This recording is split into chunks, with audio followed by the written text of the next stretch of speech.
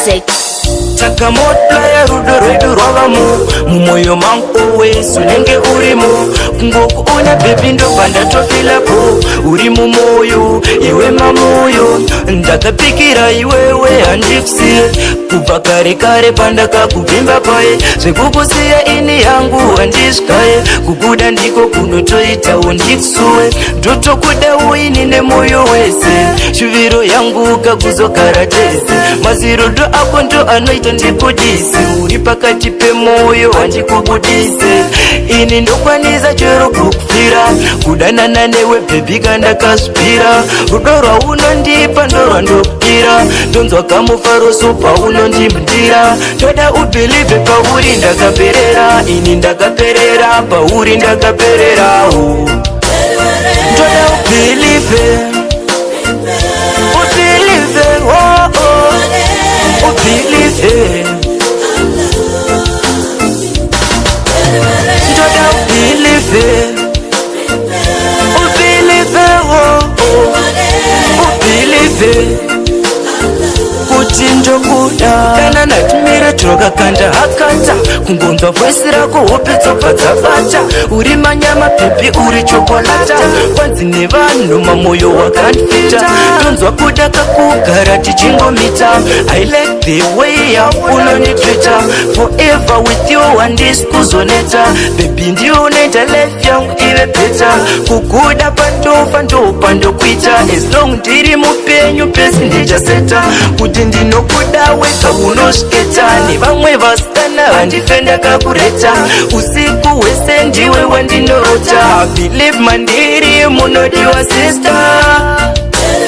ndoda ubhilivhe ubhilivhe ubhilivhe ndoda ubhilivhe ubhilivhe ubhilivhe kuti ndokuda liseni baby liseni ndiwe wabaya moyo wangu kunge Jackson ndichakuda kusvika ndabaya kuheaven uri kundizora nerudo kuita kunge lotion sweet heart uneziye patani ndokufunga ndichangomuka mangwanani kuti izvezvi bebi wangu anani zvamanje manje ndatokuka ndapasayani uri maketi bebi uri panangana ben ndichakudeni handizombobuda muleni hapana umwe munhu achazombokuda sen takapera pauri unzawo tipsan you are beautiful uneka chocolate skin iwe handizombokubudise mupen ndoda kuti ungobhilivhoani kuti pandiri ndiwe wada uri wani ndoda ubhilivhe ubhilivhe ubhilivhe ndoda ubhilivhe ubhilivhe ubhilivhe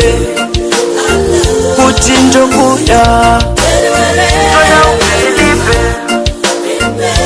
ubhilivhe